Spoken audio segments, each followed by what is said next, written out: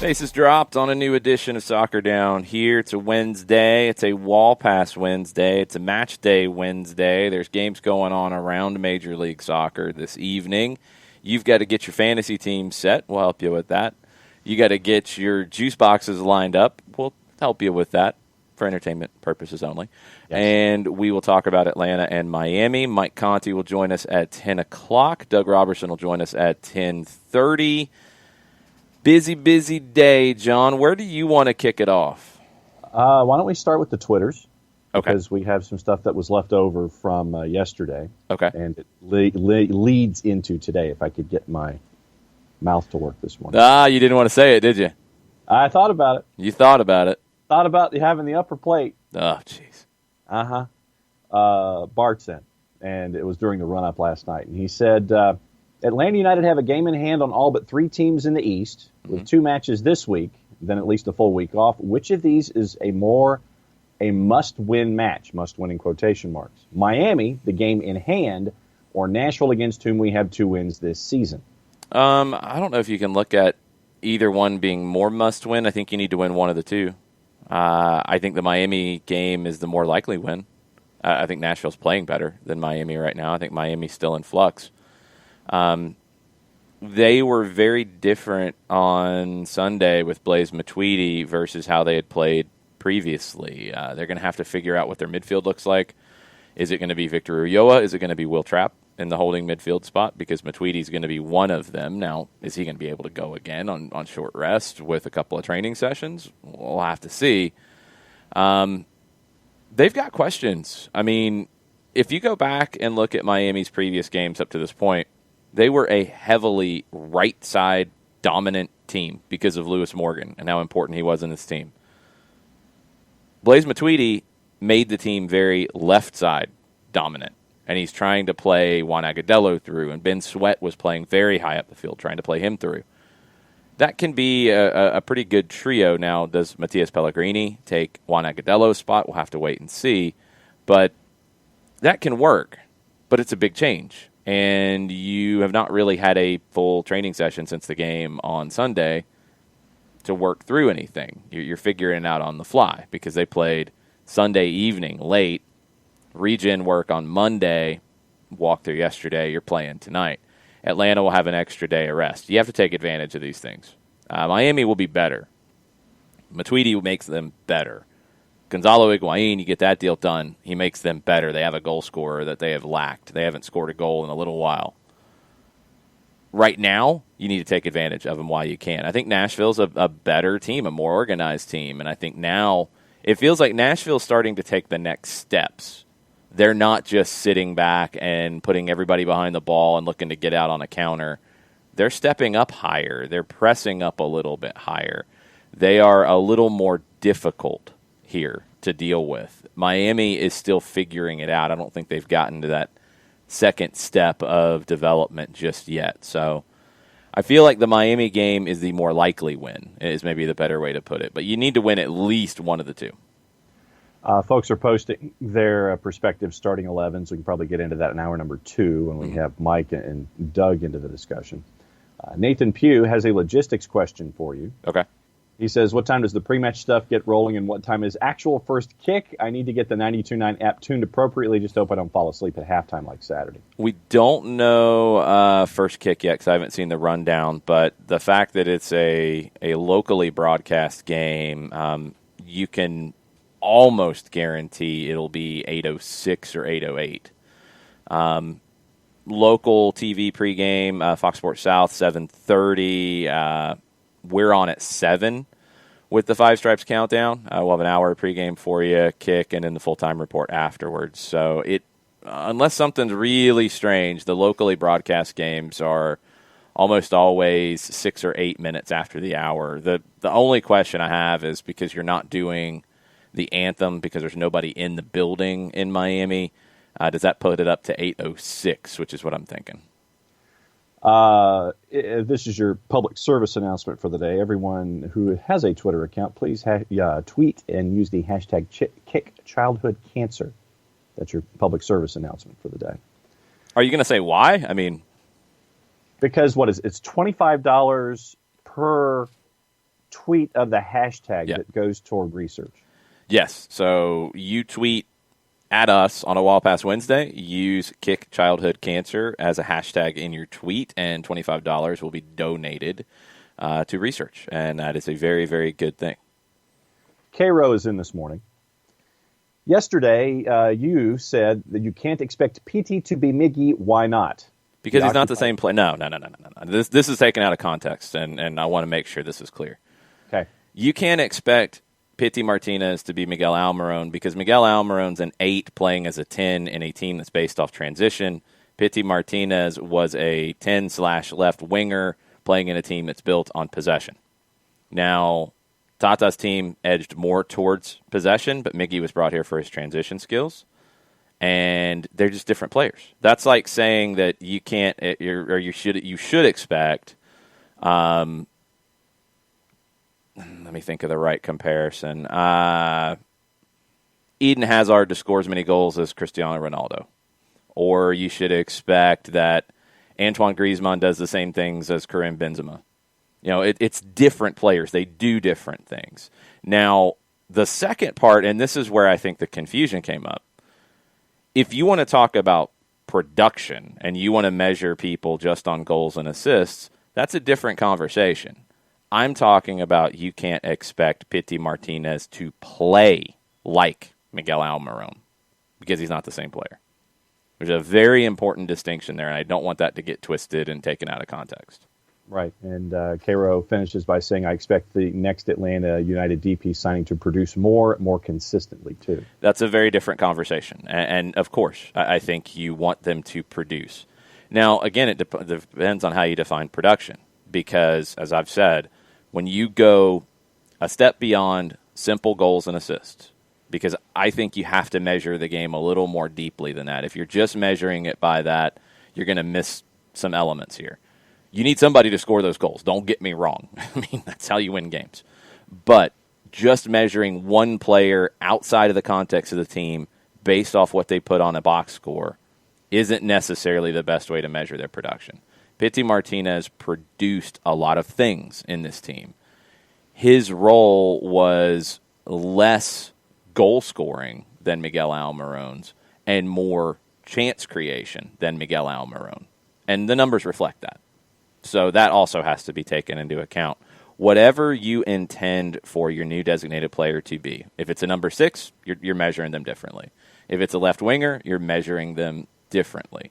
If it's a number 10, depends on what you want that number 10 to do. Are they going to play a Miguel Almiron kind of number 10? Are they going to play a Carlos Valderrama kind of number 10? Are they going to play a Frank Lampard kind of number 10? You know, those are all players who played in the same spot on the field, but had different responsibilities and had different skill sets. So you have to factor those things in. If you just go by goals and assists, then defensive midfielders are worthless, and we know that's not the case. We are a defensive midfielders appreciation society. And Cairo has thoughts about stuff going on at the back. Cairo says, I've been a Walks fan since 2017. I've heard the criticism of Atlanta United center backs. Distribution is the icing. Miles and Anton are the cake. I prefer lockdown defenders. Win the ball, play quick and simple, get the ball to a midfielder to distribute, and be reliable. Hashtag kick childhood cancer. Yeah, it depends on what you want to do. And Atlanta United's been a team that wants to build out of the back. So possession and passing becomes more important for a defender here than it would in a Cincinnati backline, for example, because for them it is just defend and it is get rid of the ball. Now, as we see in these kinds of teams, because look, this conversation comes up with Manchester City, this conversation comes up with Barcelona, it comes up with teams that want to play out of the back. Where's the balance? You know, you can have a great passer in the back, but can they defend? That was always the question about a player like Javier Mascherano. When he became a center back, it's like, how? He's 5'9". He can't defend. He can't win a ball in the air. He can't do it. Well, he did because he was a good defender, but their style was also built on having a lot of the possession and him being very good on the ball. You have to look at it in the context of the team. You know, I mean, with the Premier League starting up, Jurgen Klopp asks his defenders to do different things than Pep Guardiola asks his defenders to do. Marcelo Bielsa is going to ask his defenders to do different things than Roy Hodgson's going to ask his defenders to do. Like, it's just every team has a different setup, and that means every position that might be the same from team to team to team, because center backs are pretty common, you're going to be asking them to do different things. So you have to look at it in the context of the way Atlanta wants to play, and they're always going to try to build out of the back. That is something that is a hallmark of this team. So passing and possession becomes more important. Now, I'm of the opinion that Anton Walkes, Miles Robinson are good passers and can do the job that they are being asked to do, and I think they have. I think the Orlando first half is the first time all season that we have seen a press be disruptive. It wasn't the backline's passing that created the breakaways for Orlando. That was the midfield. It wasn't the backline, in my opinion, not being able to find the midfield to play out of the back consistently. It was the attacking half of the team not being able to penetrate into the final third and having to play back to the midfield or back to the backline. I think the backline's doing their job. I'm with Cairo in terms of Walkes and Robinson and their abilities. And I think the passing is a big part of it. Miles's passing is noticeably improved. I do want him to continue to be willing to take some of those chances to play forward and to split the lines with passes, whether in the air with a long diagonal or on the ground. I want Walkes to do that too because he has that game. Both of them are very, very good in this kind of role, and I got no complaints with them. Last one on the early rounds on the Twitters. Chris Ashley says, since we're talking about 10s this morning, Christian Pulisic is trading his number 22 for the prestigious number 10 at Chelsea this season. Is it a prestigious number 10 at Chelsea? And Domer's in the Twitch pitch. You tell me. I'm not up on my Chelsea history. Does the number 10 shirt, which carries weight everywhere, I mean, it's one of those numbers that just carries a lot of extra weight, but is it as meaningful at Chelsea? The number 10 shirt at Boca, for example, has a different meaning. The number 7 shirt at Manchester United has a different meaning because, I mean, you're talking George Best, you're talking David Beckham, you're talking Cristiano Ronaldo. Different numbers have different meanings in clubs. 10 is always a special number everywhere, but for some clubs it's even more. And I don't know if it is at Chelsea. It's cool. It's cool. It's going to sell a lot. That's good. Wild Chara says Gianfranco Zola wore number 10, and he's a Chelsea legend, and he's an incredible player, but it's not quite the same. I'm not knocking Chelsea. Don't come at me, Domer, or anybody else on the Chelsea bandwagon. I'm just asking because sometimes you are careful about giving a number to a young player because it can create that extra meaning. I mean, the whole Pitti Miguel Almiron conversation. You know, was it just because Pitti wore number 10? No, that's not why some people never warmed to him. But it did have more meaning than when Miguel got it because nobody had it before. So, Uncle No Pockets, that's not cool. Uncle No Pockets out on the West Coast got a fire evacuation warning on his phone. Yeah. Unc, stay safe, man. If you got to go. You don't have to listen to us. Wildfires are not something to mess with. Seriously, man. Stay safe, my friend. So Domer chimes in. Hazard, Cole, Zola, Mata. Some great players have worn it, but I don't think it has great significance. And that's kind of where my head was. It's very cool. It will be something for, I think, U.S. fans to snap up and buy because it's a new number and it's a 10 and it's a big deal. But I don't know if it's quite as heavy as it's being portrayed. We'll see. Yeah, going backwards, Willian, Hazard, Mata, Benayoun, Cole, Kasarahi, Mark Hughes wore it for 2 seasons. Why would you get excited about Mark Hughes all of a sudden? I mean, no offense to Mark Hughes. I'm looking at names, and I was thinking just Mark Hughes. You're like, ooh, Mark Hughes. Well, it's like Mark Hughes. It's like I just have this vision of him on the touchline getting fired by Manchester City, and so. Well, he played for a lot of teams and was an incredible player, John. Just saying. Yeah. So there you go. But man, Mark Hughes stands at OSG Nelson if you want to come at him. Come on. Disrespectful to Mark Hughes. Gordon Davies in the mid '80s. Yeah, so I went to Transfermarkt, and they have this big bio per number for each team. So that's pretty cool to dig into when you see these kinds of things pop up. Going back to the building out of the back, the conversation about walks, Robinson, et cetera, et cetera. Bernd Dursberger chimes in. He says, the real problem is the midfield when playing out of the back. They're not offering, and when they get the ball, they're not playing through the pressure. I agree with that. I think sometimes the commentary or criticism is maybe a better way to put it, is on the back line in these situations, and you can't play out of the back if you don't have options to play forward to, and then if they don't do anything with it, it comes back on top of you. It's some to a degree, yeah. I think the bigger issue has been more of the players in front of the midfield offering and giving options, and that needs to happen more. But yeah, the movement off the ball as a whole needs to be better, with the midfield giving options to the back line, with the front giving options to the midfield and to the back line, because you need those splitting passes that need to materialize. So, is it harder right now to make all those runs off the ball and not see a lot of service? It is. It really, truly is, because the legs are heavy, and you can be as fit as you want to be, but when you're making 10, 12, 15 sprints off the ball just to open the game up, it's tough. It's tough. There is a mental game to this as well, and you've got to fight through that to a degree and give what you can as long as you can, and you got to use those 5 subs to open it up a little bit more. Taka says, any number 10 kid is prestigious. I don't care about which club it's at. Everyone identifies the number 10 kid as carrying a certain responsibility. Yeah, it does, but settle down. It's different at different clubs. That's the point that I'm making. At Chelsea, you're not quite as careful about who you give it to because it doesn't have as much history. That's the point I'm making.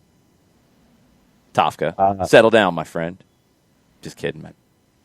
Kefsi's in this morning. To everyone here at the network, Kefsi says, I want you to hashtag kick childhood cancer. And I also want to know if y'all think the designated players will be appreciated for their individual traits before or after this roster role ends as a concept. I would expect them to be recognized as we have more join and or leave. I hope so. I mean, you're bringing in these players to make an impact, and they're going to be measured by that. You're not bringing them in the same role as a homegrown, has a different feel, or just an average signing. They do have bigger expectations. I just hope that they get a chance to settle, and that doesn't happen in a game or two. That happens over time. I mean, for Pitti, for example, he needed even more time because he came in fried. I mean, he just came in gassed. It took him a while to get going. I'll take the second half of his last season second half, and this season, I'm good with the performances. I think it would have been a lot better this year if you hadn't had the Joseph injury. Obviously, that's kind of a giant duh, but yeah, I think it would have looked different. So I hope that whoever comes in, and if they come in now, you can't expect them to be at their absolute best day one. Especially if they're coming from Argentina, for example, where they haven't played games since March. Like if they're coming from a league that's been off or they haven't been training the same way, it's just going to take some time. So patience, especially with those big investments, you need to have it. And that's something that happens with every team. When, all the big signings right now, I mean, Chelsea's big signings coming into this year, there's going to be heavy expectations. And if Timo Werner doesn't score a bunch of goals early on, you're going to start to hear it. You're going to start to hear things and complaints. Did they overspend? Mm-hmm. You don't really answer that question straight away. You don't answer it in a month. You don't answer it maybe necessarily until halfway through the first season. And honestly, you don't answer it, for a while in totality. So we'll see. I hope they get time. And I'm really curious to see what direction they go in, because there's a few different ways you could go to make this team function differently. I mentioned earlier a 6, a defensive midfielder, a left winger, a number 10, but in the number 10 you can go with more of a playmaker number 10. You can go with more of a number 10 who's closer to a number 8 in terms of the amount of ground they cover. You can look for a number 10 that's a goal-scoring threat, far more of a goal-scoring threat. You've got options. You've got a lot of different ways you can play this. So whoever you go to and the skills that they bring to the table will affect how the team plays going forward. And I just hope they get some time to show that. Yep. Then Nathan says, Pulisic in the number 10 kit to the conversation that you just had. He says, will he even feature in most matches? That midfield is loaded, allegedly. That's the question I have, and that's the thing I'm taking out of this more so than, it's the number 10. It's the fact that if you're giving him the number 10, I think you're saying that we're counting on him in some big ways. Yep. And he's going to have a lot of competition for spots. He can't settle because he's got the number 10, but is he going to be a regular with that team? It's a valid question. It's a valid question. All right, we are officially caught up on the early round of Twitters. Everybody wants to send stuff in. At Soccer Down Here, he's at Longshoe. I'm at OSG Nelson, and I will be continuing to look at this, as I always do, all morning long. Let's get into the games around the league this evening. There are 5, and we'll come back to juice boxes and such on the Atlanta game last. We have Montreal and Toronto.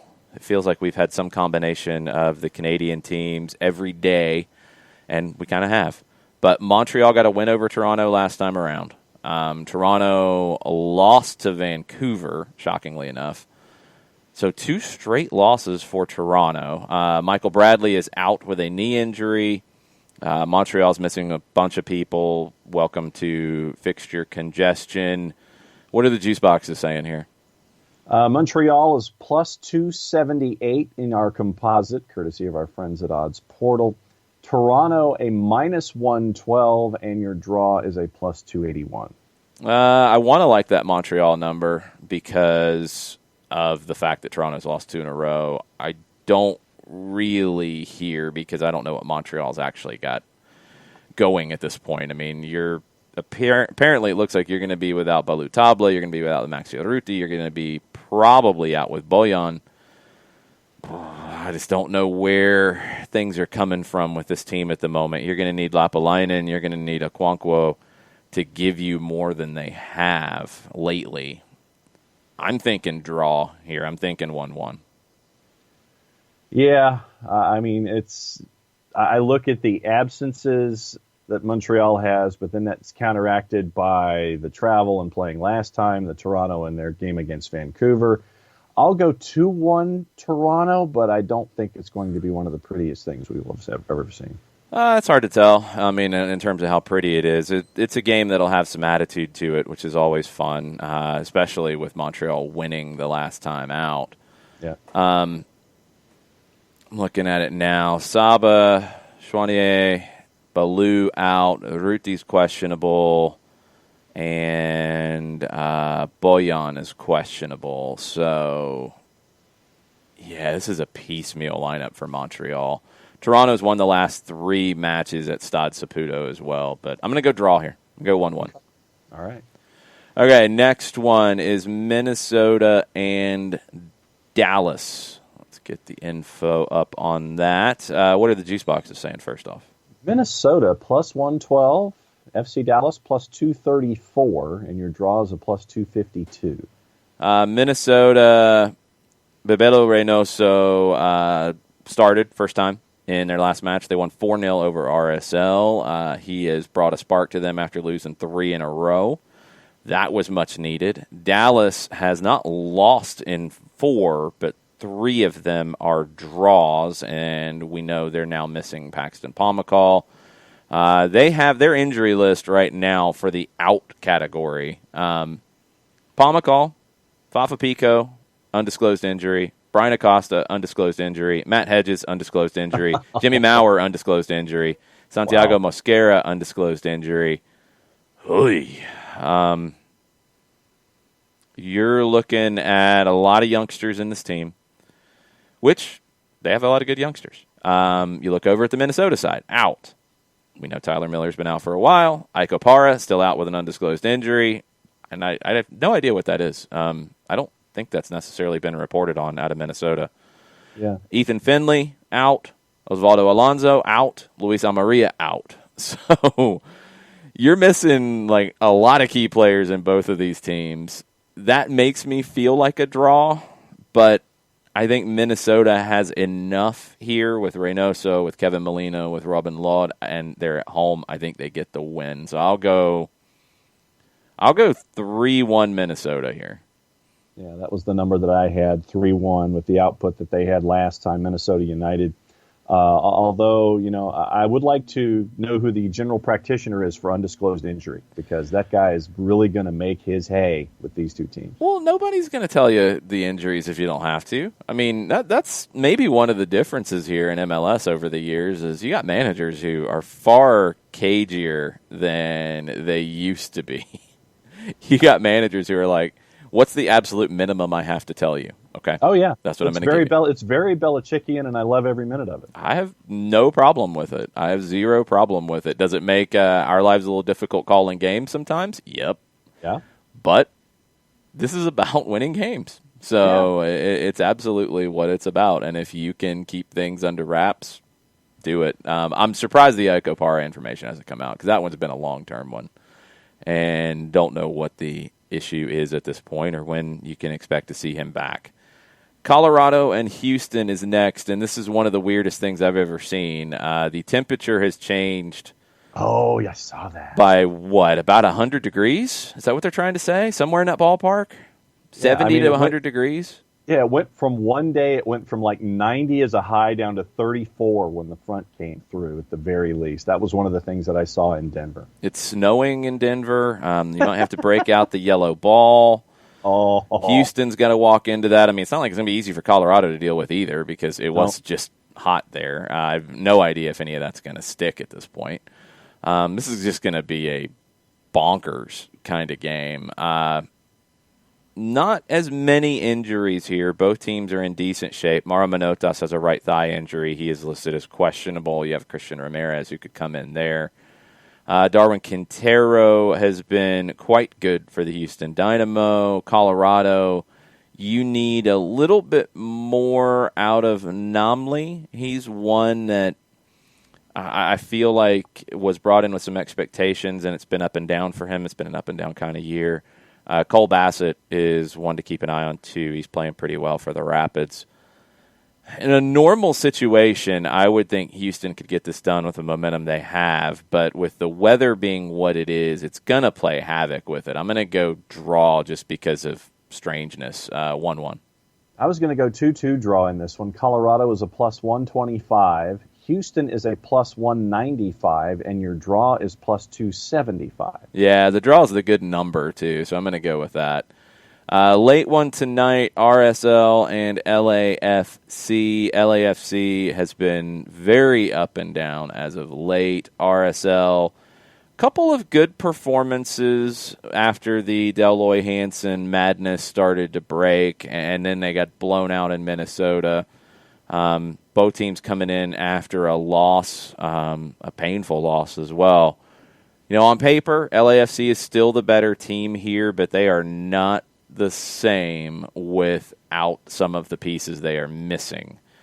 RSL, no injuries on the report. You need to get Damir Kreilach forward as much as possible. I like Corey Baird. I don't know if he's a number 9 in this league. Rusnak needs to continue to do what he does in getting forward. You've got to get something from the other side. The biggest difference with RSL this year compared to last is you don't have those wingers who are goal-scoring threats in the same way. If it's Baird who's out wide, who plays out there sometimes, if it's Justin Merrim who's out wide for them sometimes, it's not the same as Jefferson Savarino. It's just not the same. Bofo Salcedo. Two guys that you had to worry about that gave Atlanta fits.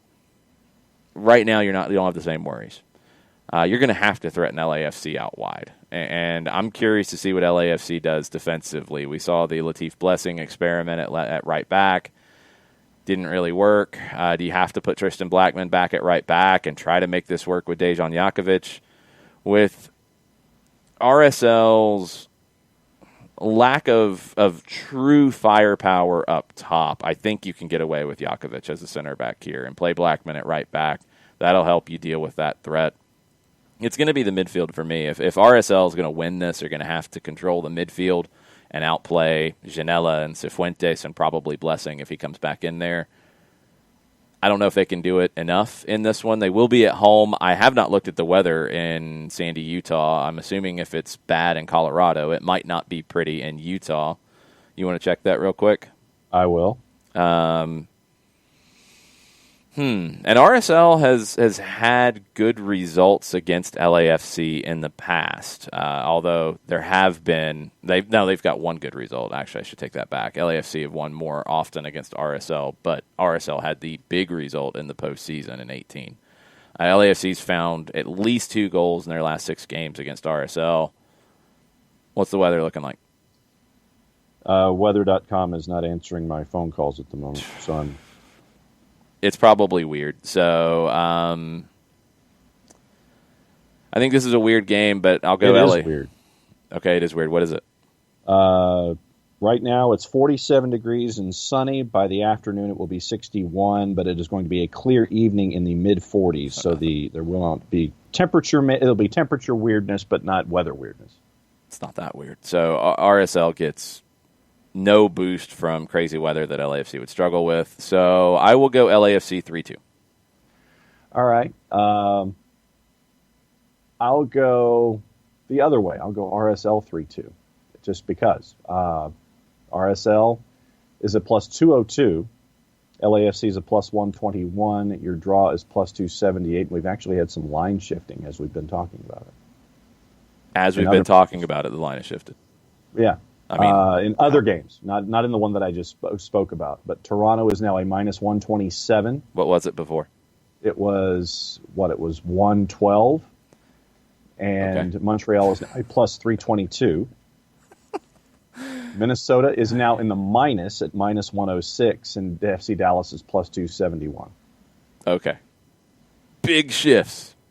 Crazy. Hey. Massive freakouts. Hysteria. Minnesota went from a plus to a minus, and Toronto's minus increased. But yeah, LAFC is a plus 121, and RSL is a plus 202. You get a plus on LAFC, and this one I'm taking it. So LAFC 3-2. Burned with a point before we move on to the fantasy side of things real quick. I've been thinking about this. MLS is one of the leagues that is worst set up in the entire world to play these congested fixtures. Smaller rosters, steep drop in talent from first 11 to the second, not allowing academy players to play in first division games freely, restrictive rules to promote from USL teams, long travel, heat, altitude. The quality of play suffers more than anywhere else. They need to open things up. Cap, rules, TAM, so badly.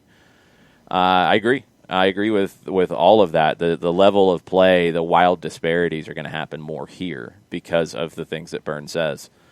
The difficulties in opening things up, because there's a couple.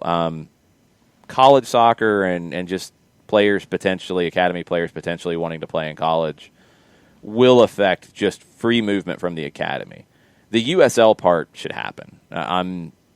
There's no excuse for it anymore. It was something that Frank de Boer railed on because of these kinds of situations. If you have a player on a pro contract with your USL team, they should be able to move up, no questions asked. You shouldn't have this emergency hardship thing. You can create the mechanisms to allow teams not to skirt the salary cap by stashing somebody on a USL team as opposed to it. You're not going to go, and this comes up every time we start talking about this stuff, you're not going to go sign a designated player and assign them to your USL team, and they have to play a certain number of games there to try to get around a salary cap. Nobody's going to do that.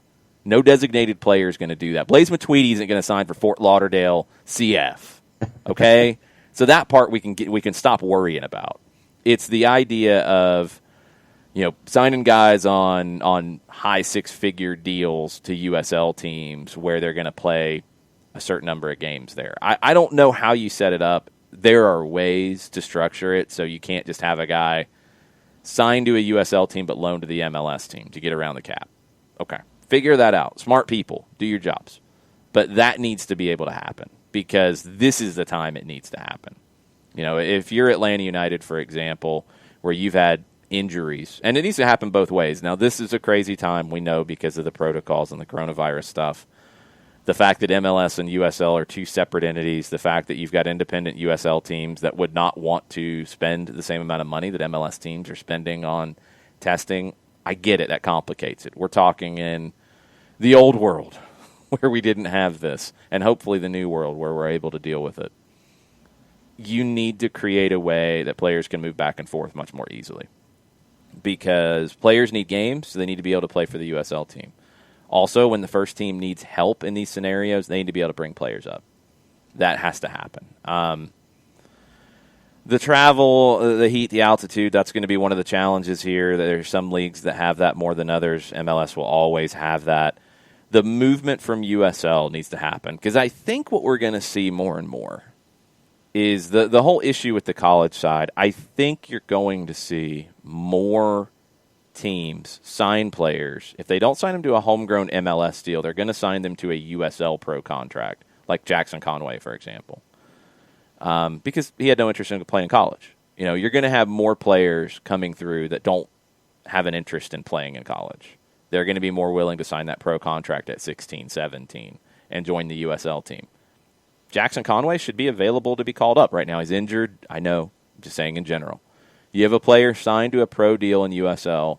If you need them with the first team, you should be able to bring them up far more often than you can now. This is the time of year you need it. RSL is a prime example. With the injuries they've had, with trying to figure out the players out wide, they should be able to call up a winger from Real Monarchs who's on a pro deal and take a look. That shouldn't be an issue. There shouldn't be these restrictions on that. You can still make it work with a cap, because I think the cap is important. It needs to expand. But yes, the cap is a good thing for this league, because I do believe that parity is good. You can figure those things out, but they need to be figured out now. They should have been figured out before, but this should really drive that home. Yep. A couple of other thoughts on Twitter this morning. Eric Englert is in. He says, any chance we see Anton audition at defensive mid when Mesa returns? I know he played there at Pompey, but not sure if his toolbox would work for us there.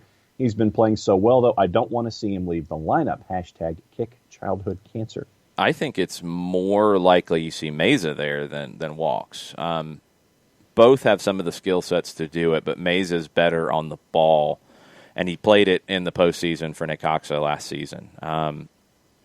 He's played it more recently at a higher level. So I like the combination right now of Walks and Robinson. I feel like they're on the same page, which is something that we've struggled at times with the back line, so I don't necessarily want to break that up.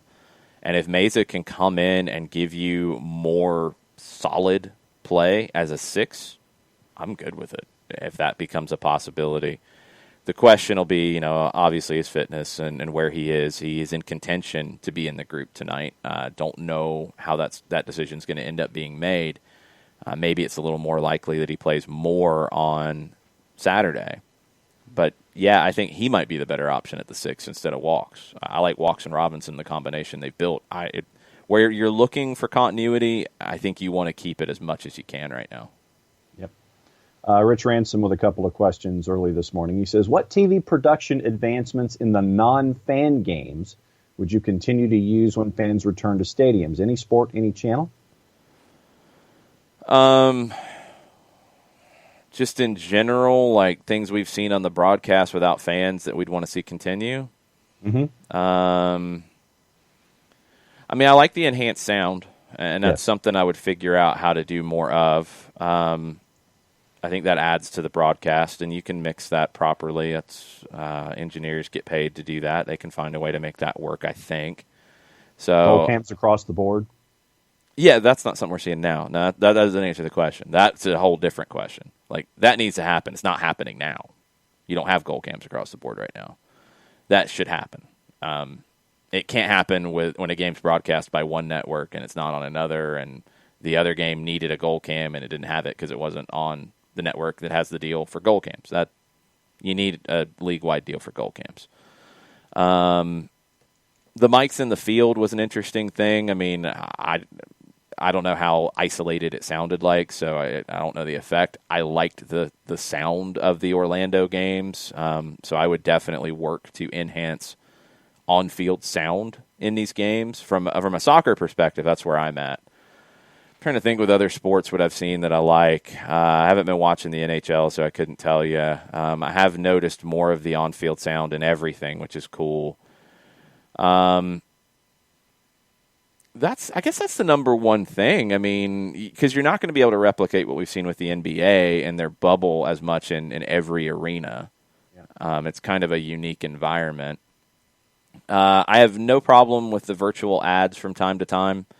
I would do it more in the sense of the way that Liga MX does it, where they'll do it coming back from half. They'll do it on a stoppage of play, where they overlay something on the field.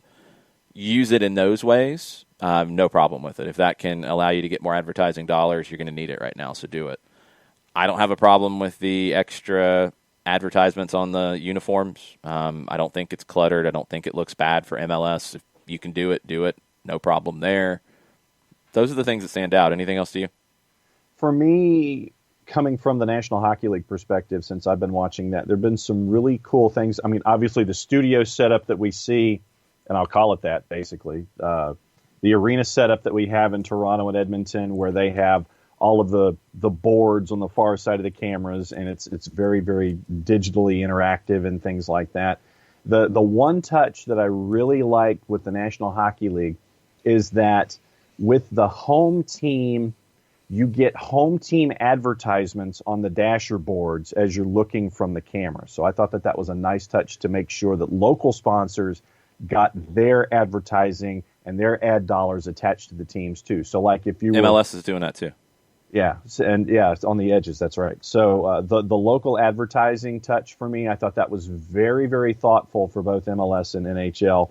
And for the National Hockey League, they've expanded that studio space, and they've made it very digital, interactive, and things like that. So those were the two big things. But the enhanced audio for me that we saw in MLS, behind the nets, in the ground, those kinds of things, I thought, for me, added to the experience. Jason Nix asked if the in-game interviews were new. He hates them. I think the coaches hate them, too. They're not new. What? Go ahead. It's just the coaches don't want to do them. And you can tell they don't want to do them by their curtness in the answers. And for me, it's extraneous. I know that because you don't have sideline reporters, you're trying to get that substitute in there somehow, but this isn't the way to do it. No, that's not the issue. You can do interviews with coaches. Don't do them during the game. Yeah. Do them at halftime. Do them following the match. Mm-hmm. Do not do them while the game is underway. It's not fair to put the coaches in that situation. They are slightly busy. They have to pay attention to everything going on. It's distracting. They should not have to do that. So do it, and you can divide it up however you want. If one coach has to do it right after the half, on their way to the locker room, the other one comes back just a minute or two early, does the interview before the second half kicks off, fine. Games in motion, nope. Mm-mm. Don't like it at all. Rich Ransom also wants to know, would fans be in the stands for MLS Cup? We don't know yet. Don't know. It's going to depend on where it is, and it's going to depend on a whole lot of things outside of our control. I think you'll see more fans in the stands as we get to October. I don't know what the decision will be here in Atlanta with UGA and Georgia Tech having fans in the stands. There's going to be more pressure on Mercedes-Benz Stadium to have fans in the stands. There will. I don't know where we'll be in October in that, honestly, in terms of dealing with the virus and what we know and what we don't know and what we can do and what we can't do. I don't know. But that pressure is going to continue to ramp up. So far, we've seen Orlando with fans. We've seen Columbus with fans. We've seen Dallas with fans. We would have seen RSL with fans. I don't know if they've gone back on Deloy Hansen's hissy fit after the protest, where he said he wasn't going to have fans in the stands after that. I don't know if that's changed. There was an article in the Columbus Dispatch. They had 1,500 fans in the last match. It looked like more. The way it was arranged, it looked better for TV. I would have thought it would have been more.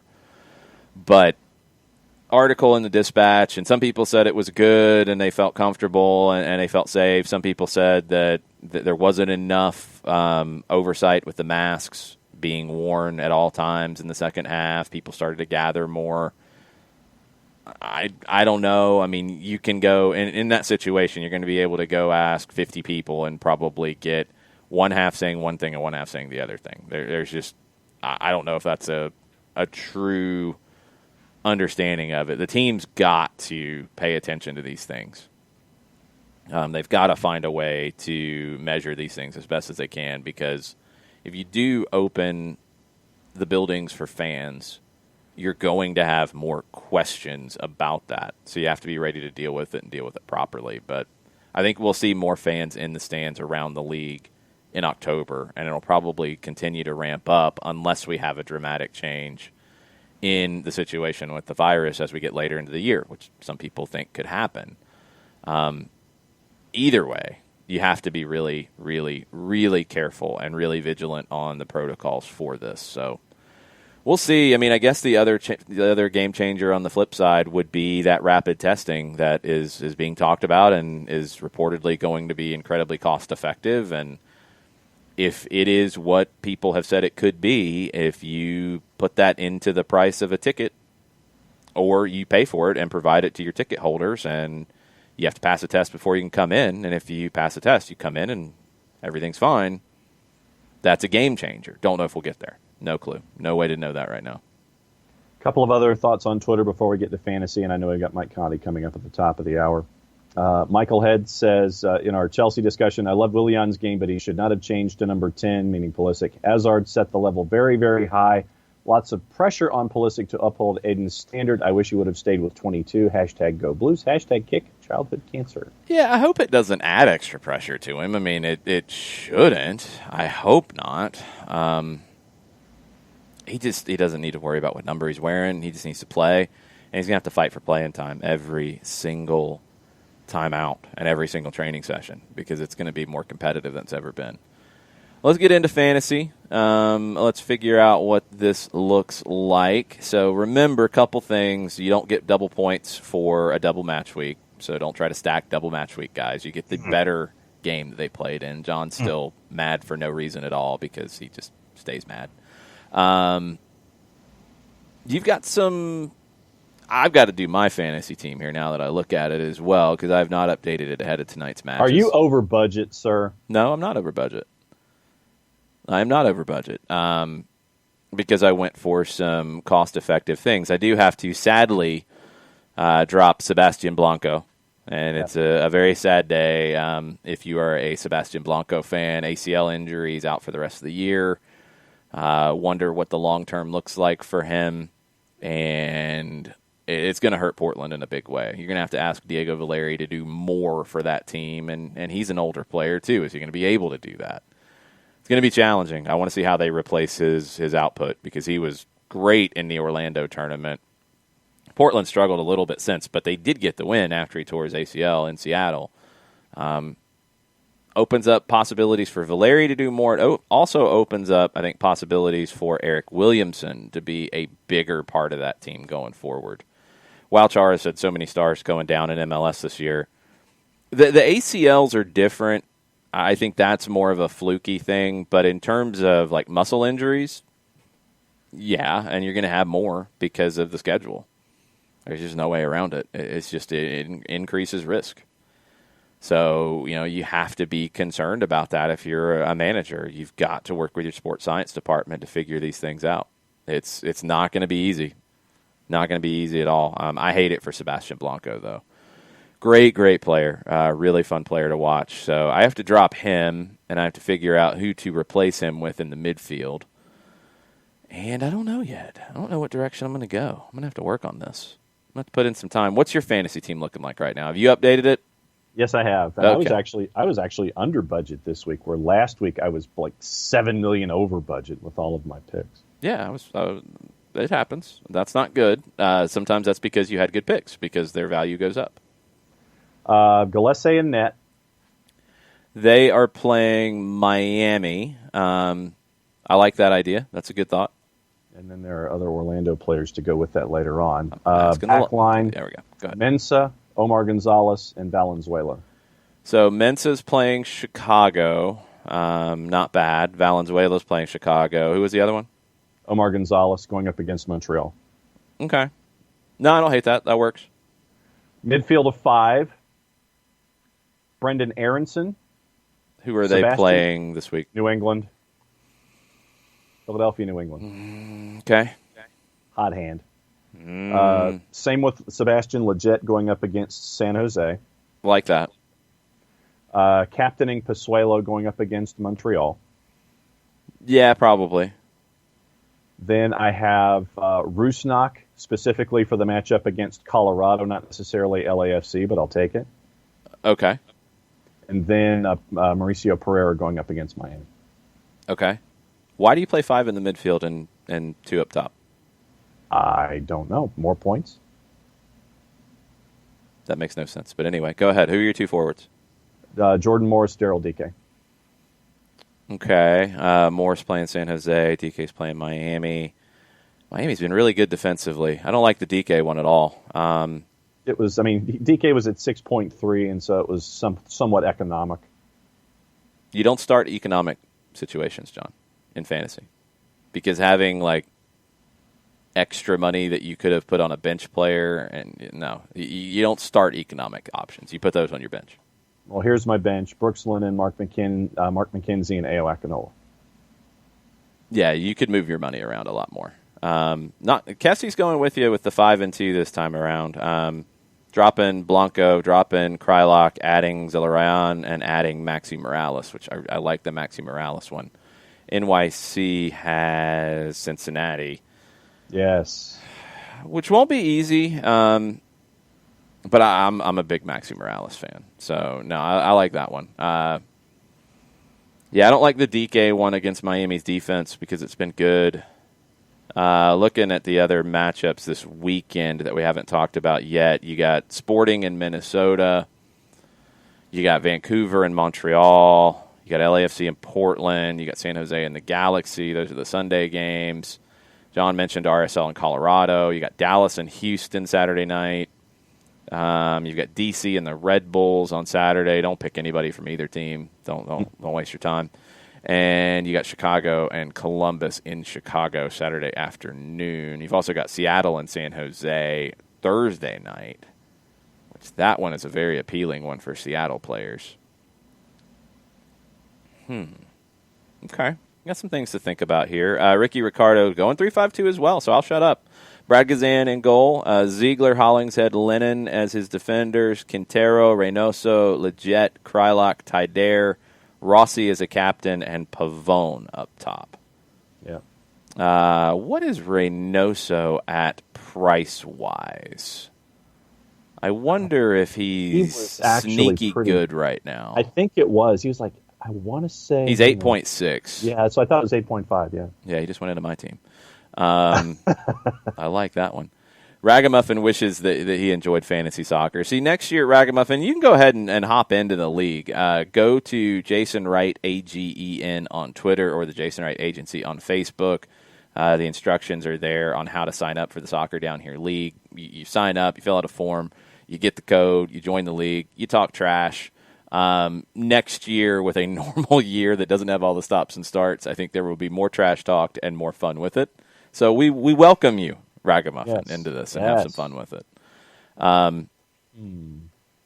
What, you're going, what are you humming about? Well, because, if I'm set with my starting lineup and move my money around a little better, I could probably just tank the McKenzie pick, just have a defenseman as a placeholder, considering that Lennon I have as another defender, and then I could get somebody better than DK up top and spend less on a defender that's just going to sit there and more on somebody that's going to be more than 6.3 and put them in the lineup. Okay. Oh, that's possible. You got to move that money around.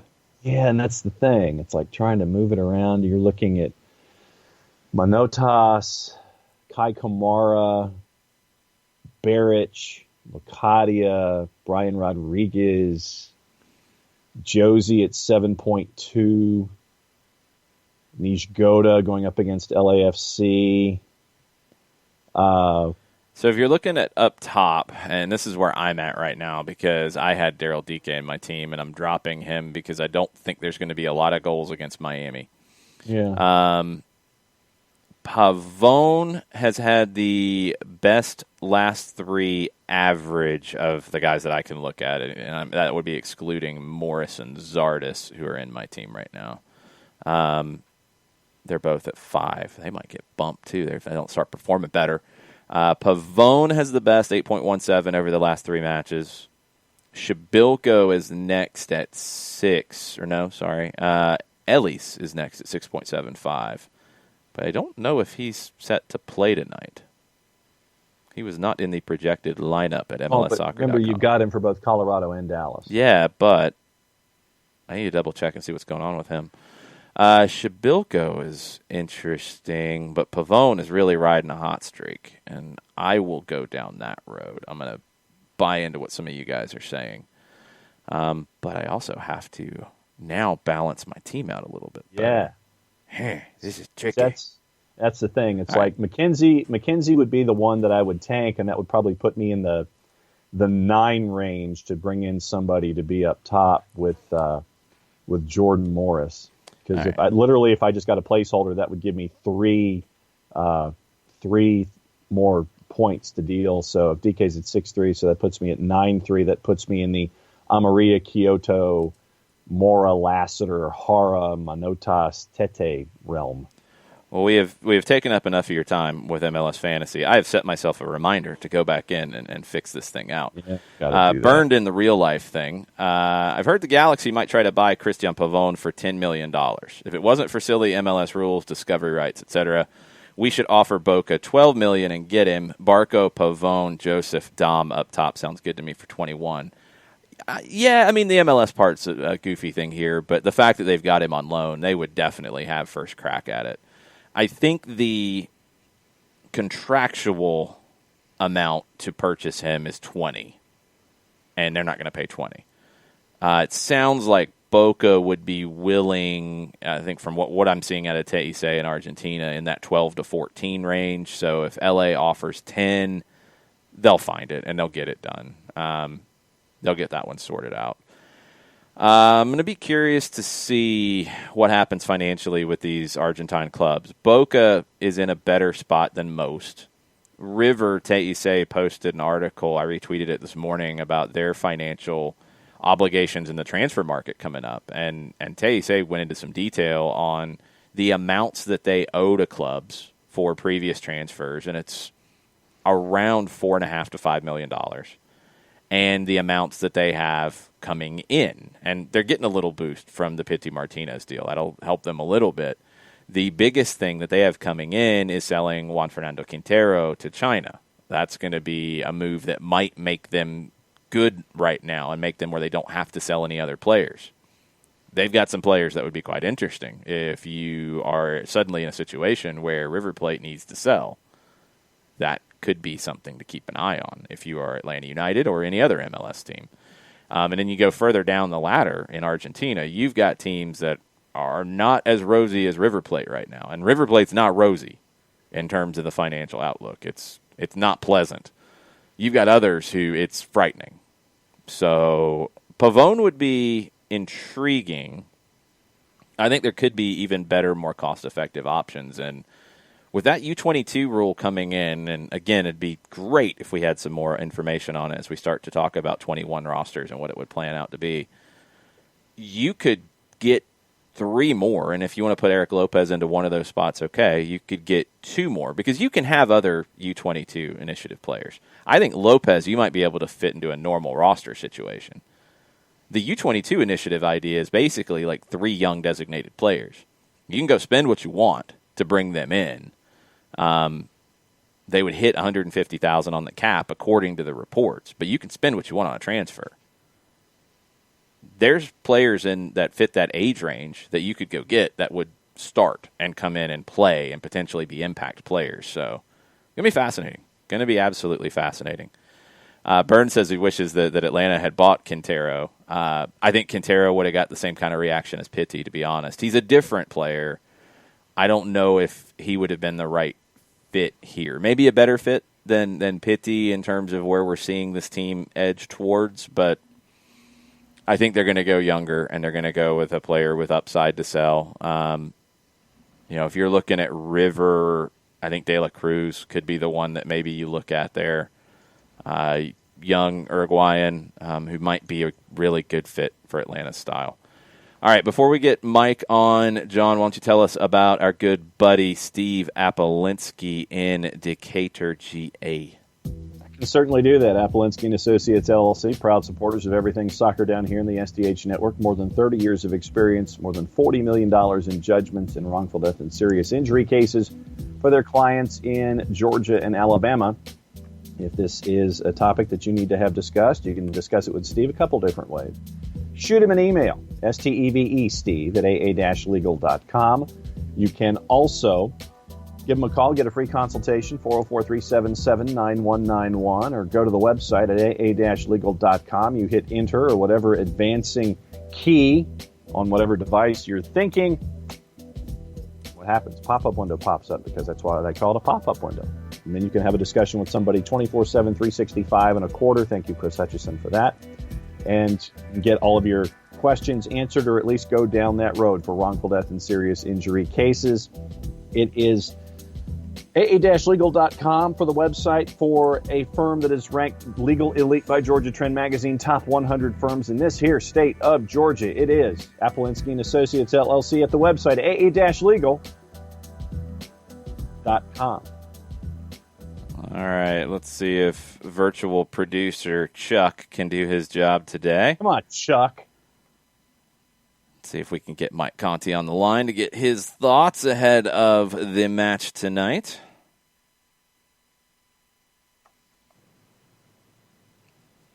We are calling. We are waiting. We are seeing. Things are crazy in Mike's world right now, with it being a Falcons game week as well. Yes. Lots of stuff going on at the radio station. But there's Mike. What's going on?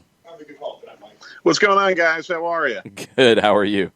Good. It's weird. Your initial call came up as spam from Jamaica. So I don't know if my phone's slipping out or what, but glad we connected. That wasn't us, unless we've started the Jamaican Soccer Down Here show that I missed. We probably should talk about Arnett Gardens here on the show. Reggae boys down here. Man. Yeah, no, I doubt it. What's going on, guys? Not much. You ready for this one tonight? Atlanta and Miami take two? Yeah. Let's see how this goes. I think, kind of like we talked about after the match on Saturday, I feel like what happened in Orlando is a potential turning point for this team, but you have to do something with it, and that really needs to start tonight.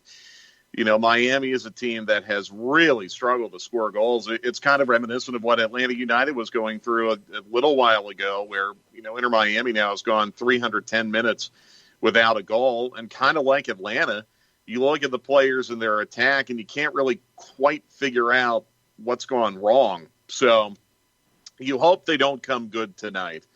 But I just think from a standpoint of confidence, Atlanta United is in a much better place now than they were a week ago Wednesday going into their home fixture against Inter Miami, because, I don't anticipate any surprise sales of players today, for one.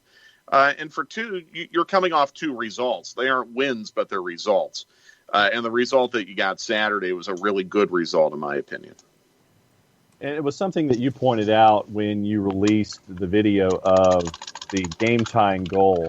The reaction of Stephen Glass, and I thought that it was a really cool thing to see, low left-hand corner in the framing of the video, where you see Glassy pop up twice because he's testing his vert, and how a game like that can carry you forward.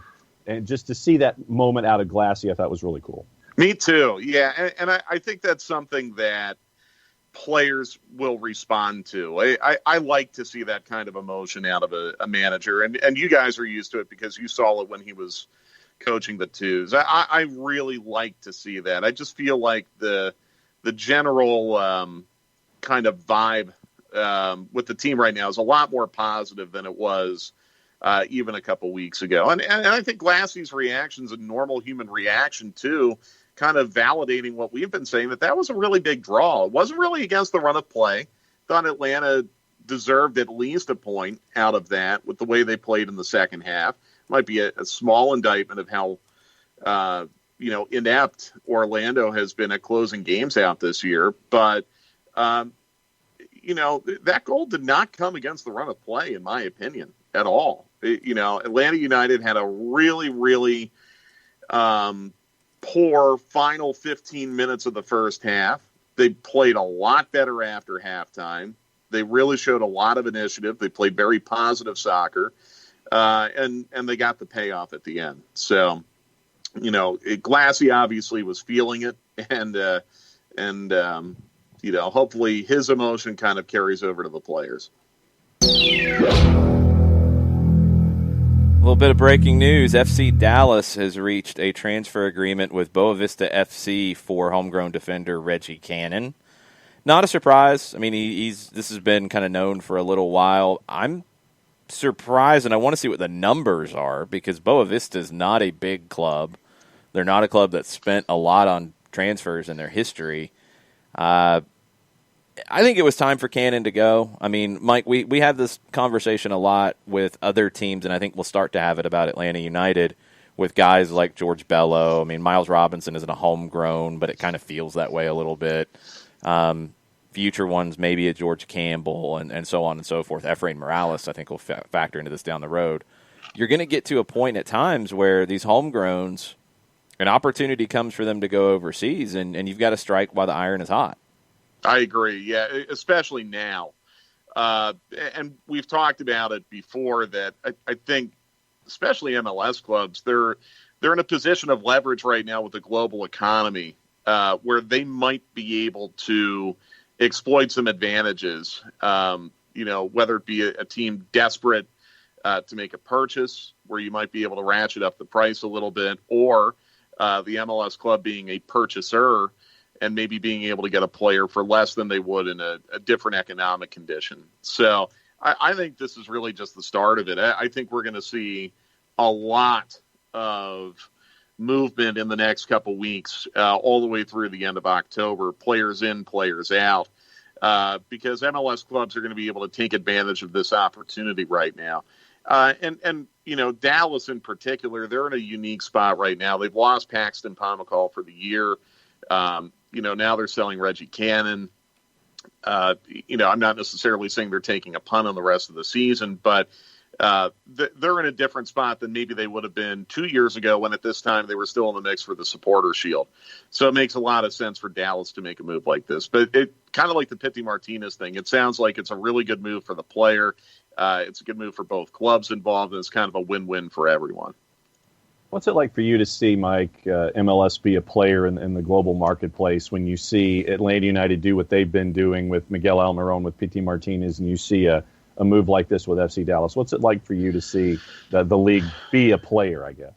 Yeah, it's good to see. It makes things interesting. I'm with Jason. I'll be curious to see what this number is on Reggie Cannon. I don't think we're talking about anything in the – I'd be shocked if this were in the – Almiron, Pity Martinez, Alphonso Davies conversation. We're talking like a sliver of that.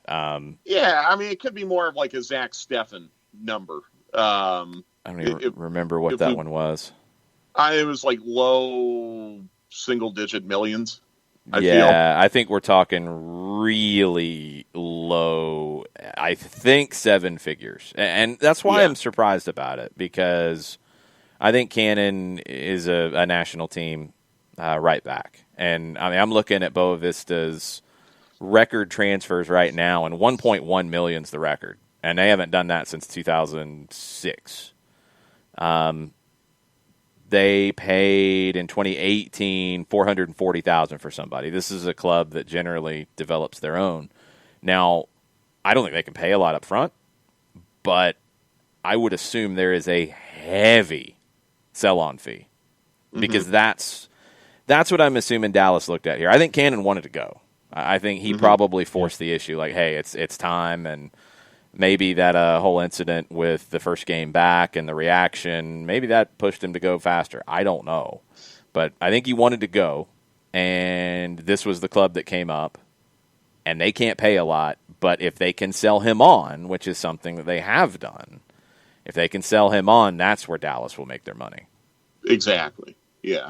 So, again, it's good business for the club. But to answer your question, John, I mean, again, like I said, I think it's only the start of this. And it's exciting for the league, but, the clubs that are selling these players, they need to then turn around and reinvest and do well with the profits. or else this league's going to be stuck in neutral. For a club like Atlanta United, I trust that the profits that they made off the sale of Pity Martinez will be used wisely to go out and bring in a young designated player who's going to elevate the stature of this league. You hope that the other 25 clubs in MLS will do the same. And I think in most cases that's not something to be concerned about. Let's jump into Miami tonight. They looked a little different with Blaise Matuidi on the field on Sunday night. They looked different. The result wasn't all that different. They still couldn't find a goal. What worries you about the Herons tonight? Yeah, still not scoring. It's weird, right? Like, I can't figure this out. With the talent that they have with Pizarro and with Matuidi and, Pellegrini, who I guess hasn't been playing a lot, Carranza, who hasn't been playing a ton. And I don't know if that's just Diego Alonso trying to rotate or if there's more to it. They aren't on the injury report. But you look at the quality of players in their attack, and it's hard to figure how this team has gone 310 minutes without a goal, other than this is a problem that everyone in the league is dealing with right now. Travel and interrupted flow of training and things like that. I think it's really taking a toll on teams, and you're seeing it kind of play out in the form of very low-scoring matches and in many cases scoreless draws. So I can't really figure out what the problem has been with Miami, but obviously they're defending extremely well. Robles, who has had a not very good year in terms of save percentage, all of a sudden now is, cobbled together a couple clean sheets. He hasn't had to make very many saves, but I think this is going to be kind of a cagey tactical match tonight. I think Atlanta probably comes in with a lot more confidence to try to go out and play. But the one thing I'll credit Miami for is that what we saw last Wednesday, even though it was a scoreless draw, is they didn't park the bus or try to play two banks of four or anything like that and trying to make it hard for Atlanta United to play through it. They showed initiative. They wanted to play, and I think they'll do that tonight at home. I think one thing to really keep in mind tonight, Atlanta United has suffered the most fouls of any team in the league, and Inter Miami has fouled more than any team in the league. Ugh. And that was such a huge storyline. It was very frustrating last Wednesday, all that tactical fouling by Inter Miami. So that would be a concern of mine tonight is this seems to be a Diego Alonso thing. We saw it a little bit with Monterrey last year, and we've certainly seen it this year with Inter Miami. This is a team that is not afraid to foul tactically and make the match uncomfortable and a little bit chippy. And I'll just be curious to see how Atlanta United is able to respond to that tonight, and if the free kicks they're able to generate come in threatening parts of the pitch. Inter Miami did a really good job of fouling in the midfield last Wednesday, it seemed. I don't really remember too much in the way of threatening set pieces for Atlanta United last Wednesday. So that's a concern of mine for tonight. I think Remedi was fouled 8 times, and that's all in the build-up. And that was the night where Remedi had the most shots of anyone on the team. Yeah. Weird night all along. But I think you're going to see more of that tonight, unfortunately. I think you're going to see a really, really challenging situation for Atlanta United, especially in the middle third of the park, and how they're able to deal with that without, I think, kind of an emotional, I don't want to say leader, but an emotional helper in Franco Escobar who can help kind of regulate things a little bit with his play. That's a concern of mine tonight. I'll be curious to see how Atlanta United does with it mentally, because it will be a challenge. All right, hit it. We got another one. What is going on? Stephen Goff and the Equalizer reporting that Manchester United is announcing the signing of Tobin Heath from the U.S. Women's National Team from Portland. NWSL, this is not good, guys. It's great for Manchester United, but Lord, I mean the exodus of U.S. Women's National teamers to Europe right now has got to be very concerning for Lisa Baird and that league right now. I don't know what else they could do. And this one, I think this is the kind of deal that maybe it isn't too bad because it's a one-year deal. It's through the 2020-2021 season, so it'll end in May, and then she can come back to NWSL and come back to Portland, I'm assuming. I think they're going to hold her rights here. Okay. So without games this fall and with next season starting probably April, I just don't know what else the NWSL can do. The games right now, it's not – it's a great showcase, but it feels like a preseason jamboree kind of thing. You just can't keep players like that. Tobin Heath wants to play at the highest level. She gets a chance to go to Manchester United. I don't know what's going on with the Kristen Press side of it because that was supposed to be happening with this as well. She was supposed to be going. Have not seen an update there yet. If players go for the long haul, I'm with you. I think it hurts the NWSL. In the short term, I just don't know what else you could do to avoid it. Yeah. Well, I mean, look, the WNBA seems to survive with this happening every year. Yeah. What a lot of people don't realize is most of the top flight players in the WNBA play October through April or May in Turkey, in China, in other parts of the world. And then they come to the WNBA, and they basically play 12 months a year. Yeah. And they make a double paycheck as a result. So if that's the niche that the NWSL wants to fill, it can work. We'll see how it goes. I think from the player standpoint for Tobin Heath, it obviously makes a ton of sense. And look, from the league standpoint too, I mean, you had a couple, and Tobin Heath was one of them, wasn't she? Very high profile opt-outs. Yep. At the tournament you had in Utah. Three. You had Rapinoe, you had Heath, and you had Press. And right. Two of them it might still be was an playing. outstanding tournament. Yeah, exactly. I don't think the quality of play will be diminished in NWSL at all. I think I think it's been proven the talent pool, especially in this country, in women's soccer is very, very deep. So the plus side to all this, the upside to all this, is we're going to learn more about some players that maybe we haven't heard of before, and the quality of play will be just fine. What might appear to be a negative might not be that much of a negative for NWSL. But what you've got to do, Mike, if you are one of the television partners, is that you have to introduce those players that are the up-and-comers, the ones that aren't the household names. You have to tell those stories, and you have to be able to draw in that casual fan to watch the NWSL Fall Series. Yeah, I totally agree, and that's tricky. You want to get as many matches as possible on linear CBS, but in order to do that, you have to kind of tell the story a little bit, make people want to watch. How do you do that with the broadest possible audience with a willing broadcast partner? That's tough as well.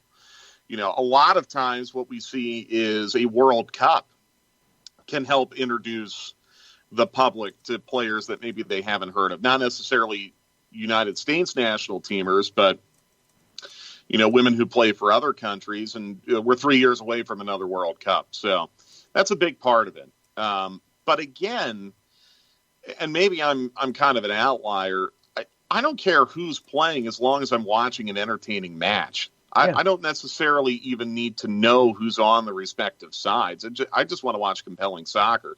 I think for the most part, the NWSL is compelling soccer and will remain compelling, even as a lot of these, elite players opt to play in Europe. I don't worry about the quality of play diminishing in any respect. I'm with you on the compelling side, but I'll take it a step further. I think the thing the NWSL needs to do between now and the start of next season is get to the point that there's a lot of people like you, Mike, who will watch the game because it's a good game, but you need to get to the point that you see a team that you like and you're like, I'm riding or dying with this team. This is my team. And that's where I think, locally, you have a small number of fans who are like that. Portland Thorns are a different story. They're the outlier. That's the model. They have to get the same connections that the 17s have with Atlanta United. NWSL teams have to build that with their fan base to where this is my team. Yeah.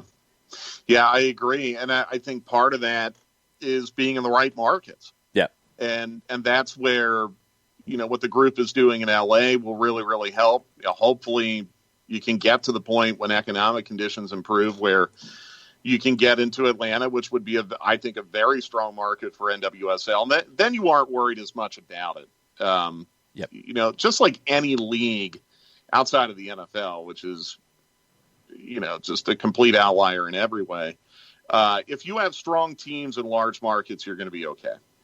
And if you look at the NWSL, no disrespect to Sky Blue, they've certainly turned things around, but that was an organization that was a real mess as of 2 years ago. And you don't even have a team in LA yet. You're going to get one.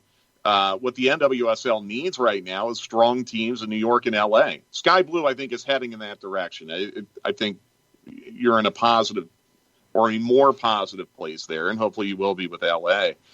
But that's what you need. I mean, it's great that you have North Carolina and Portland and Orlando with really strong, engaged fan bases, but you've got to get that in larger markets. All right, Mike, when it comes to the match tonight, we talked about some aspects of it, but how are you, and when it comes to the progression of guys like Jürgen Damm and Kubo Torres, when you've seen them over the last handful of matches, what's your viewpoint on their progression to where they are right now? Well, I think Torres has been okay. I think Torres has gotten a little bit of unfair criticism because of his finishing, and I think that will come once he gets into a little bit more of a rhythm. I thought Kubo Torres played a pretty good first hour against Orlando. He played a pretty good first hour against Miami. I think the fact that he's trying to give you 90 is laudable. Jürgen Damm, you would really like to be able to start him tonight, because then you can drop Lennon to right back. You don't have Escobar tonight. You would really like to be able to start Jürgen Damm tonight. I don't know if that's possible. I don't know if you go into this tonight with the idea that he could give you 60, so you start him. I don't know if he's even there yet. You really hope he is, because you need him badly tonight on the right side. What I've seen of Jürgen Damm, though, has been positive. And again, what I've seen out of Kubo Torres has been positive. I think they're on the right track. It doesn't change the fact, though, that this team is still struggling. I mean, look, they've scored one goal in their last, or 2 goals in their last 3 matches. They've been shut out in 4 of the 9 league matches they've played this year. These are big issues that are not just going to be solved with the snap of a finger, and you're not going to come good in one game. But I think you're getting closer to seeing what would be an optimal lineup from an attack standpoint with Damm and Torres both starting. I would really, really like it if Damm could start tonight. I don't know if he's going to be able to. If he can, I feel pretty good, because then I think with Lennon playing right back and Damm as kind of your right attacking winger, Atlanta United is going to be really, really threatening down both the left and right side, because you'll have Bello and Barco on the left. Sounds like Bello's fine, based on what Glassy said, I guess, Monday. I was a little worried that maybe he had hurt himself Saturday, and maybe he did, but he's not on the injury report tonight. And Glassy said on Monday that they took him out basically to save him for tonight. So I take that as a positive sign. So if you can have Bello and Barco on the left, Lennon and Damm on the right, I think Atlanta United attacking from wide positions tonight will be very, very dangerous. What's our broadcast plans tonight? It's an 8 o'clock kick, or 8:06 or so? Yeah, I think it's like 8:08. We'll be on the air at 7 on 92.9 The Game. And like I said, kickoff at 8:08. We'll do a full-time report after. It's going to be a long night. And if you're good, I haven't texted with you, Jason, but I'm assuming you're good for stoppage time at 2? Oh, of course. Okay, excellent. So, yeah, we'll have stoppage time at 2 p.m. on the 92.9 The Game Facebook page as well. Busy time, busy night, and then we do it all over again on Saturday. Yeah, and then maybe we get a little break after that, hopefully. Yeah, hopefully. Not too long, though. We don't want too long of a break, just a little. No. No. Like 6 days. That would be enough for That me. would be amazing. That would be great. See you tonight, Mike. Okay, guys, take care. Be good. Mike Conti 929 on your Twitters. Make sure you're following him. We will see where this goes. Matt Wagner asked if the team was taking the bus to Nashville. I don't know. They ended up flying from Nashville here. Nashville SC did. So maybe Atlanta does the same. I'm not 100% sure on the travel plans just yet. A couple other little bits of news. I've seen some rumors. I've not seen them substantiated yet that the Boa Vista transfer for Reggie Cannon is going to be in the $3 million range. That would be their record transfer by a lot. So it'd be good. I would assume there'd be a large sell-on fee either way because that's where Dallas will really make the bank. Another little bit of news coming from Third Degree Net, which is a great source for not just FC Dallas news, but North Texas SC, soccer in the Dallas area. They do a great job. In the MLS Next announcement, which came out yesterday, that is the new development academy replacement, essentially, that MLS is running. The idea of academy recruitment being limited to territories, it's gone now. Quote, no club has exclusive territory rights. Clubs may recruit players for participation on clubs from any geographic region. So Atlanta United has done this in the past in some areas where they're not MLS teams, so there were not territorial rights. Justin Garces, for example, at that time coming from the Miami area to Atlanta to join the Atlanta United Academy. He could sign as a homegrown if he wants. He's at UCLA right now. You've seen some other players come in from outside the region. Now you can recruit nationwide. Now, that requires relocation, and that is something that some teams do better than others. Some teams have residential academies. Some teams have host family situations. Everybody's doing different things here, but the idea of territory rights is now gone from MLS Next. It's in the rules and regulations for MLS Next, and those games will get started this weekend. Atlanta is doing a few different things, which is really interesting, and I think a lot of it is down to the pandemic and dealing with games, because you're going to have teams in MLS Next, but you're also going to have some teams play in the local ECNL, some teams play in the local SCCL at the U12 level to get local games. So you're trying to create, and it's something that Tony Annan said to us before about the games program. You're trying to create a substantial games program, so these kids are playing games, but also against a variety of competition.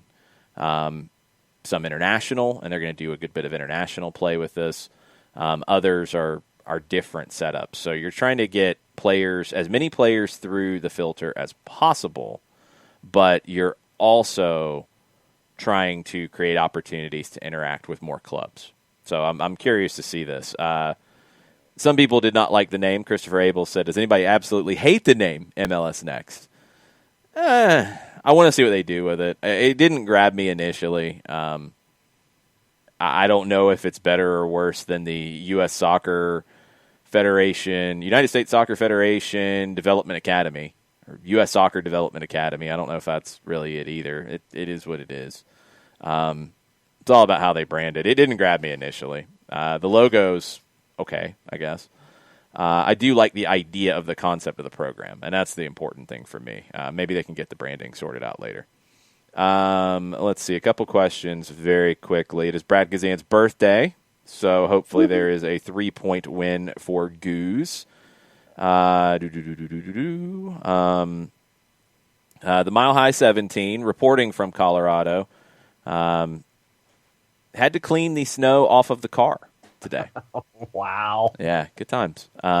News on scarves, as you can see behind me. Over the left shoulder. It's right there. We got it. So those will start going out hopefully a little bit today. It's probably more likely tomorrow with it being a game day for me. It might be hard to get everything sorted and get to the post office, so that might have to wait till tomorrow, but they'll start making their way to you guys. And out in Colorado, it might take you a little bit longer. Folks in the Atlanta area should see your Peachtree Post scarf by the weekend. And if you still want one, there is a very, very small number available. They are $20. We will not reprint these ever again. It is a throwback scarf, and we did a small number of them, and there's a only very, very small number left. So $20, shoot us a message. We'll get you taken care of on that. All right. Next up on the show, it is time for virtual producer Chuck. Come on, Chuck. To dial up Doug Robertson of the Atlanta Journal-Constitution. And we will see if Doug is available and we don't lose John or go all squiggly or weird things happen. We'll go squiggly. You never know, John. You just never know. Chuck's got to do his magic behind the scenes. Come on, Chuck. I don't want to blast this out again. Okay, anyway. Doug, what's going on? How are you, Jason? I am good. John is here as well, and we're ready to talk some Atlanta-Miami. All right. You excited? Sure. What are you expecting tonight? I mean, Blaise Matuidi makes Miami a little bit different than they were when we saw them last week, which was maybe not the most exciting of matches. What are you expecting to be different on the Miami side? Well, you got to think Rodolfo Pizarro is eventually going to start putting away all these sitters that he keeps getting and missing. He had 2 in the first half alone against Nashville in that last game and missed them both. You got to think if he gets those opportunities against Atlanta United, just the laws of probability are going to mean he's putting them in, and that would not be a good thing for Atlanta United. I thought Blaise Matuidi, for his first game, not really knowing his teammates, had a fine game, showed his quality, created a couple of chances, really kind of set an example, I think, for Atlanta United's kind of central midfielders about splitting lines with passes, putting guys into space. So anyway, yeah, they play better. It's going to be a good game tonight. So then my trivia question for you out of the blocks, Doug, this morning. Who gets a card first, LGP or someone on the back line for Atlanta United? Well, Franco Escobar's gone now, so it's got to be LGP. I'm trying to think of who else would be up on the Atlanta side to get that first yellow. Who would I put my juice box on? Remedi, if he starts. That's what I was thinking too. Yeah, it's a good call. That was why I kind of held Remedi back as a name to mention for the yellow card matchup. But I mean, when you look at the right-hand side, obviously, with no Escobar, you're kind of having to throw a couple of other names in there for not just start, but for the entire 90 minutes. What are you looking at on the right-hand side in general this go-round going up against Miami, Doug? I think Brooks Lennon will slide back to fullback.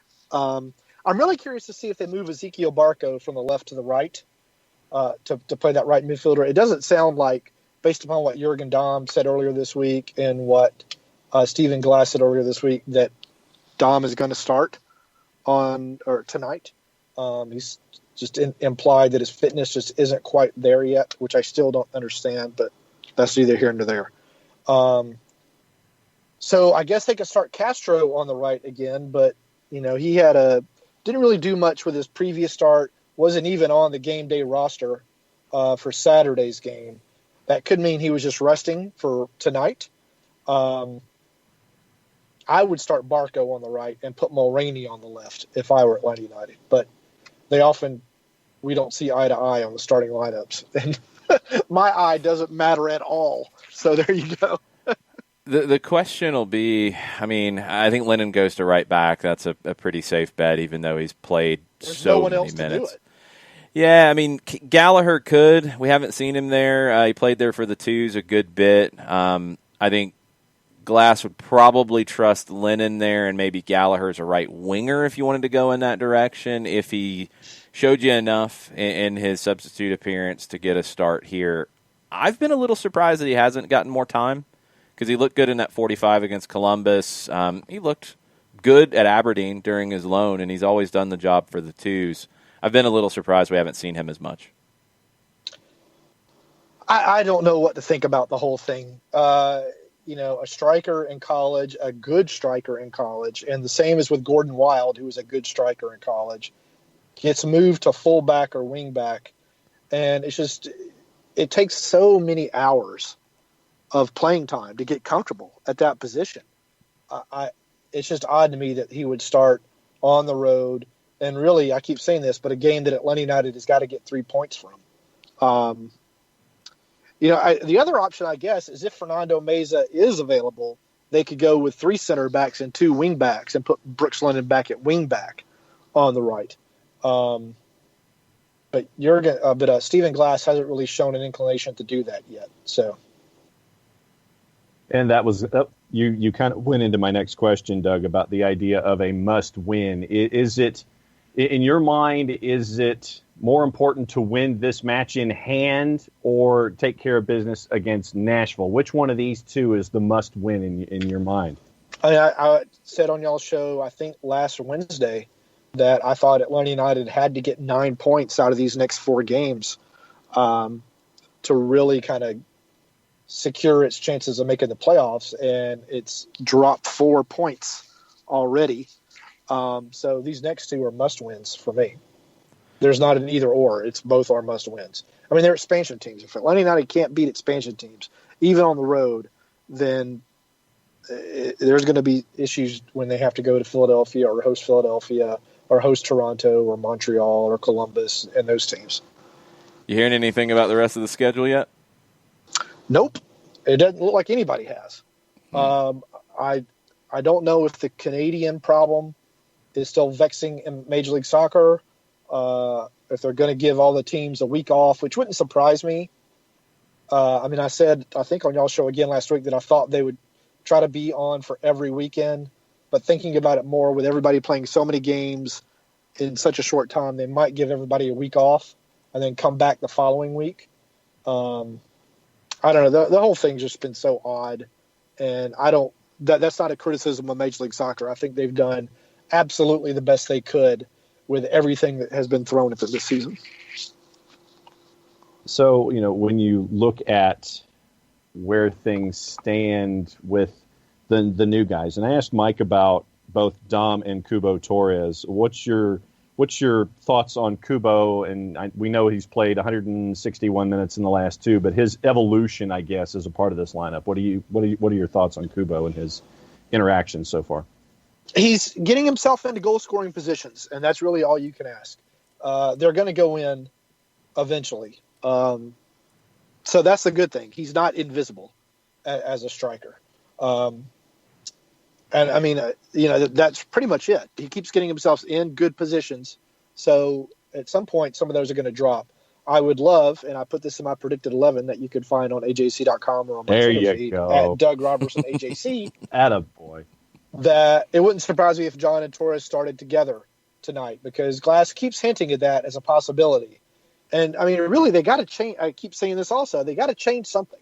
You can't keep rolling out the same formation with the same personnel and think suddenly you're going to start creating all these goal-scoring chances. They did play better in the second half against Orlando, so credit for them for that. They got the goal that they needed to tie the game, but it came in the final minute or minutes. It's just, you got to change something. And 2 strikers with John and Torres working together, as we talked about on Southern Fried Soccer after the game, at least if you're having trouble putting passes together in the 35, you can just bomb crosses in. Let John knock them down, or let John put them on with his head and see what happens. What direction would you go if you put your manager hat on for a minute and you play 2 up top? Would you go 4-4-2 diamond? Would you go 4-4-2 empty bucket style with 2 holding midfielders? Or would you go 3-5-2? I would go almost a 4-1-3-2 kind of a thing. Okay, kind of diamondish. Yeah, I could see. Yeah, but not as narrow as okay. Because Atlanta United has got to have some width. I think that's part of their problem as to why they're not putting anything together in the opponent's 35. The defense is so compact and Atlanta United's so compact, there's just nowhere to go. I know that's an odd-sounding formation. It would have to be a little bit fluid. But to me, Atlanta United's got to get width. I think they got to get 2 strikers in to occupy the center backs and keep Matuidi and Miami's back 4 or 5 back a little bit. It's an odd roster with several unique challenges. But at the same time, though, I think that couldn't you I guess, introduce Blaise Matuidi to what the physical nature of MLS could be, as long as you try to knock him off his pins, remind him that it's a little different here, and it's not just something that you're going to come in here and you're going to monopolize everything. I would think that if you're physical with Matuidi, that you could, the way that you were with Pizarro last time out, that you could kind of keep him off his game a little bit. He's played in Italy, man. He's not worried about the physicalness of Major League Soccer. This is going to be nothing compared to some of the tackles and the stuff that happens in Italy. I don't think that's a smart way to go about it. I just think you're going to frustrate yourself more than anything. I'll be curious to see where his fitness is the biggest question coming in. He's had, I think, 1 or 2 training sessions before the game on Sunday, a couple more, but not at full speed on Wednesday. I want to see where their fitness level is because, we saw some rotation last Wednesday from them. They've struggled to find depth that has helped them perform well. They traded Lee Wynn yesterday. He was just wasn't that about the weirdest thing in the world? Wasn't part of Alonso's plans. Deal about wanting to get out of New England. I think he even sat out. He would not. Oh no, I'll tell you why that is. That's because Brad Friedel was there. It's totally on that. Some of the things that have come out about Friedel in New England after the fact, and they were going on during the fact too, but after the fact, he rubbed a lot of people the wrong way. Yeah. So I think it was purely down to that. He wanted out, and he was going to force his way out because of the coaching situation. But to go back is just, to me, still you lose a little bit of face. I think Bruce is a guy that's always liked him. I mean, Bruce brought him into the national team in the past, so I think the coaching change is what changed everything for that. All right. I was just a little surprised on the Miami side because when he played was dangerous, and he's not what Diego Alonso wants out of a central midfielder. He likes the Victor Ulloa, the Blaise Matuidi type that can play 2 ways, that can get a little physical, that can cover a lot of ground. He doesn't like a player in Wynn who is just going to be more of a 10, a playmaker, a player who is not going to be able to put in that work on both sides of the ball. And we're seeing a Miami team that's very combative. They're not necessarily a pressing team like we see the Red Bulls and Orlando at times, but they are physical, they're combative, and they will get stuck in, to use a cliche, on their tackles, and Wynn didn't fit that. How do you think that style gives Atlanta problems tonight? I mean, everything is giving Atlanta problems right now. I guess a lot of it depends upon who starts in central midfield or at all in the 11. If it's Barco, he's going to get fouled. You get fouled so much it disrupts the flow of the offense. You can't get anything going because he's going to get knocked down. So that'll play into it. If Barco doesn't start for some reason, I don't know why he wouldn't start. If it's bigger guys who can maybe shrug off those tackles and keep going, then you can create some numerical advantages. But I don't know, Atlanta, what is the most fouled team in Major League Soccer? I think I saw you or Conti. Yep. Or maybe Johannes tweet yesterday. Atlanta United hasn't figured out how to avoid that yet. Part of it is move the ball faster. Don't give guys a chance to tackle you. And they just, for whatever reason, aren't able to do that right now either. And then, Mike, obviously, Doug, when you're looking at Miami trying to put the ball in the back of the net, but I think what we've seen is a good partnership with Anton and Miles and Bello off to the left, and obviously Franco is a part of that. Obviously he won't be this go-around. But what about the evolution of Anton and Miles at the back? What have you seen there? I thought they played well together. I think they still have, a couple of issues a game where they probably should get punished by an opponent, but it hasn't happened yet, so that's a good sign. But I like how they're playing together. I think they're learning about each other. Miles had some injury issues. He's still trying to fight through, as we saw in the Orlando game. But I think it's a fine partnership. I'm curious if Meza, or when Meza does become healthy, either for this game or for Saturdays, if Walks is going to lose his starting spot, or Miles, depending upon his injury situation. But they're playing well. Anton, I think, has has been a good acquisition by the front office for this season. All right, let's get into the predictions. We have a couple on the board already. Kelly Francis went with the 2-1 last night, stole the driving slippers lock of the week from John. Jarrett went with a scoreless draw. Nick Alifi's 1-0 Atlanta. John, what was yours? Mine was 1-0 Atlanta United as well. Doug, what about you? 1-1 draw. 1-1 draw? Yeah. I'm feeling optimistic. I'm going 2-0 Atlanta. I don't know. Maybe I'm just hoping that you get a boost from Saturday night. Something. I do worry about Miami and being able to play this many games in a short period of time. I just think they're dragging more and more and more. And I don't know what they turn to change it. Matuidi will help, but not for a little while until he truly gets integrated into this team. You have to be careful with him. Nobody's looked dangerous up top for Miami because Pizarro can't find the back of the net right now. Hopefully he doesn't start that tonight. Yeah. I think Atlanta will make some tweaks tonight, and maybe I'm hopeful about Dom. I know it sounds like he doesn't have a lot in him. Maybe he can give you a second half. That might be enough tonight to change this vibe a little bit. I'm going 2-0, and maybe I'm just crossing my fingers while I do it. All right. I'm trying to find something here. We will see where it goes. Doug, what do you have coming up the rest of the day over at the AJC? Just the game stuff from the night, game story as soon as the whistle sounds, and then you and I can talk about if we're going to do a podcast after the game or do it tomorrow. I'll be good to do it tonight. Okay. Hopefully there'll be a lot of sidebars or at least one sidebar I can write from tonight's game. And congratulations to Carlos Bocanegra for making the National Soccer Hall of Fame, which badly needs to revamp its selection process. Yeah.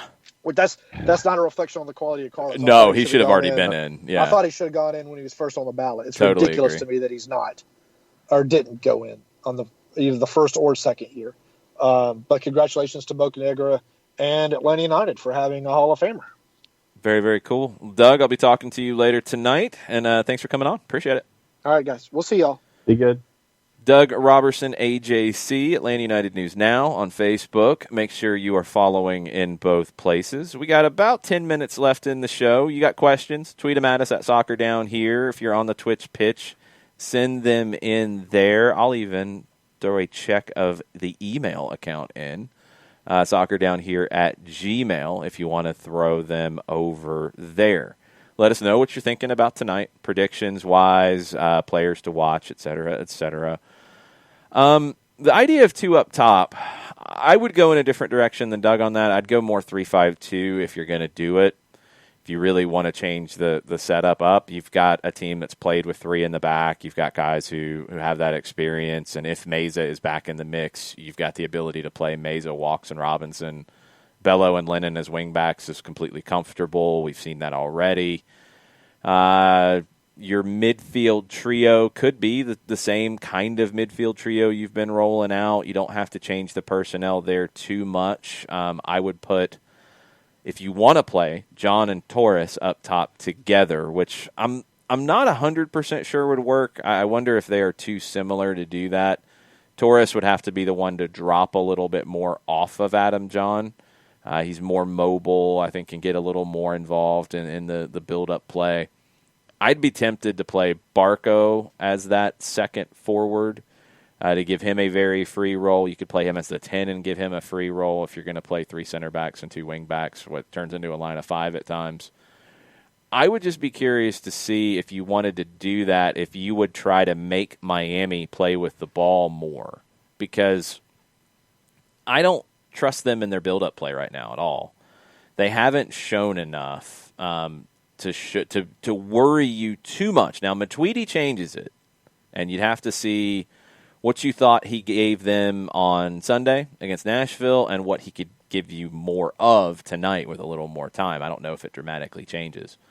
But Miami hasn't been a team that's been effective with a lot of possession. They generally don't want that. They generally want to play on the counter and in transition.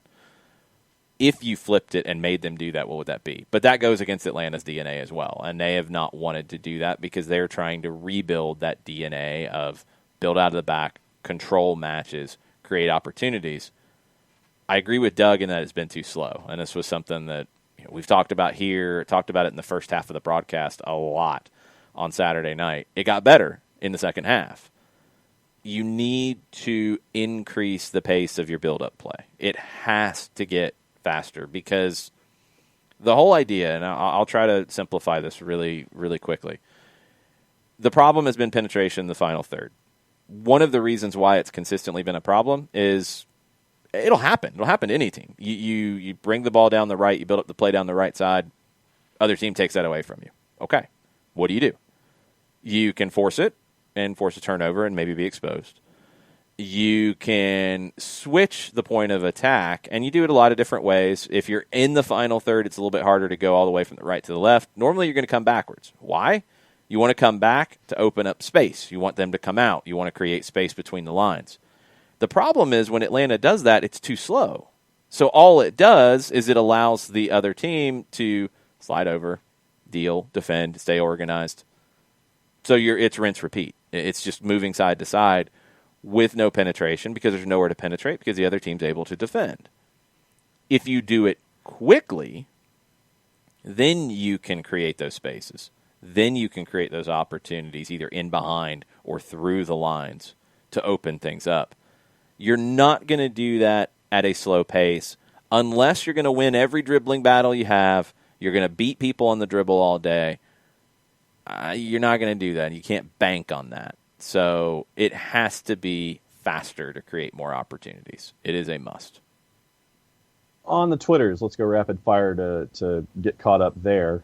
In your discussion about roster rules and how you should be able to freely move folks from one side to another, one team to another, Chris Ashley says, as a massive Greenville Triumph fan and advocate, I just shuddered when you used Matweedy to Fort Lauderdale as an example. It's not going to happen. Everybody is always, oh, look, they're going to do that. No, that's an easy rule you can create. And the other thing, Blaise Matuidi's not going to sign a contract for Fort Lauderdale. He's a World Cup winner. Let's be real here. Players who are playing at Boca or River are not going to sign a contract for a USL League One team or USL Championship team. They're not coming for that. Sorry. It's okay. You can handle it. Black helicopter theory from Tafka this morning. Oh, boy, here we go. He says, Thiago Almada signs in this transfer window for $18 million. He's our new central attacking mid-DP. Gabriel Heinze is signed as our coach the moment our season ends. Shrug shoulders emoji. Here's what I'm going to ask people, and I'd love to hear the answers because there's a lot of people who are all on board with Gabriel Heinze. Why? Tell me why. I want to sell me on it. I'm not saying he's a bad coach. Sell me on it because that's become the name du jour. Why? I don't know if Almada and Heinze have anything to do with one another. I think you could sign one or the other. You don't have to sign both. Almada would be a great signing. Will Boca give him up? $18 million would probably persuade them to do so. I'll be curious to see if he wants to hold on and wait to go to Europe directly because I think he's a player who could potentially do that. Maybe not in this window. It might be next summer when the European clubs are spending that kind of money on these players again. MLS maybe could convince him. They're going to have to convince him with a big salary, which is possible. It's very possible. But the Heinze thing, I think a lot of people, that's the name that I see the most in terms of the coaching side, is just all in, that's it, he's the guy. And I want to know why. That's all. Ricky Ricardo's in this morning. He says, so glad we're on Fox Sports South tonight. The next time we're on a big Fox broadcast will be too soon. National announcers are lacking, and the camera work in Orlando was garbage. #kick childhood cancer. Didn't hear the national announcers. I do like John Strong and Stu Holden a good bit. John's a lot of fun on matches. I don't have a problem with them. National calls are very different. I mean, it's a whole different mindset. So if you want a local call, you're not going to get it. It's just not going to happen. The national call is definitely geared differently. The camera work was interesting. The choice of shots was very interesting. that was my issue because obviously we were watching the game like you guys were from the cameras, and it wasn't necessarily good. So, yeah, I didn't like that at all. Chris Ashley says we need an MLS fantasy tutorial. The strategy is to put a defender and a mid in your starting 11 that costs $4 million and will not play. That means your two best bench players will get their points counted. Then you put a $4 million non-starting goalie who's playing as late as possible. Pick a keeper who's playing early that may get a good score to put on your bench. If they do, you're good. Those points count. If that keeper doesn't perform, you can swap your starter for another. That's like Black Helicopter MLS fantasy rules.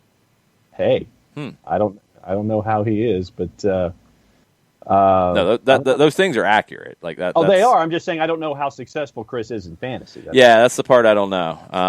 I don't know. That's a lot of maneuvering and shuffling and shenanigans. I'm not sure about that one.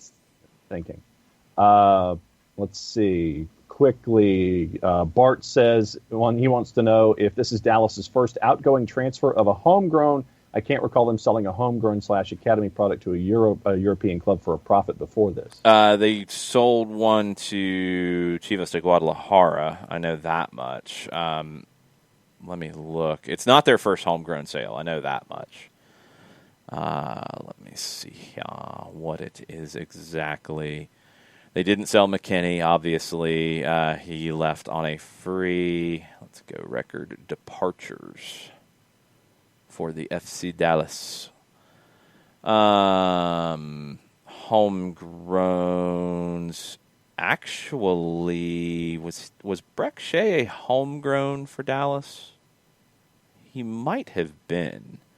We went to Stoke from Dallas. Homegrowns. Chris Richards was a sale to Bayern. They got $1.2 million out of that, and I'm assuming a pretty big sell-on.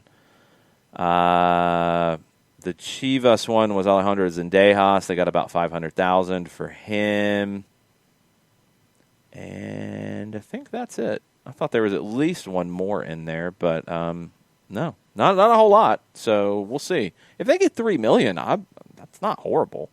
Their biggest transfer out, according to Transfermarkt, is Gruezo last year to Augsburg for $4.4 million.